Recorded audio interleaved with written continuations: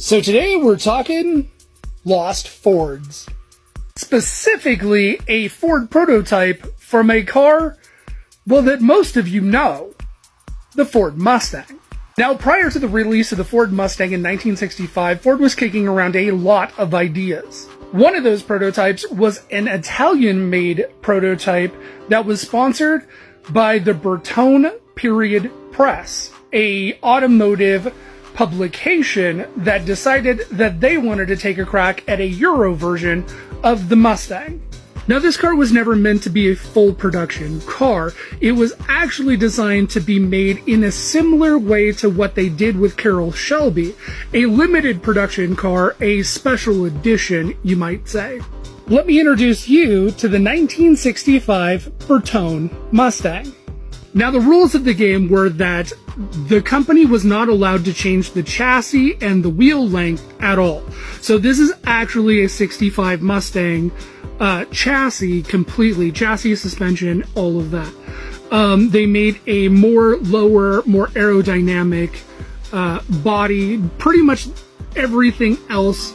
The only thing that's recognizable is really the running horse on the front and the gas cap on the back. They almost completely remade this car externally.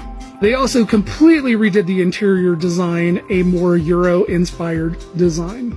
Best of all, the car was a fastback, so you can kind of get an idea of where they got the fastback version of the Mustang. It actually was inspired through this car here. As you can see from this picture, you can see how more aerodynamic and low to the ground this car was, but again, the chassis and the suspension is completely the same in these two cars. Now, the Bertone Period Press did a huge spread on this car when it first came out, and it went over huge. The car was also shown in the 1965 Geneva Automotive Car Show and went over huge. But unfortunately, the amount that it would take to make the car made the price tag in the neighborhood of about $10,000. When Ford decided to turn down limited production of these cars, the Bertone Period Press did actually advertise the car for sale and did actually sell the car for $10,000. It was sold to the public, to a private buyer, and disappeared, never to be seen again. To this day, we still don't know whatever happened to this prototype.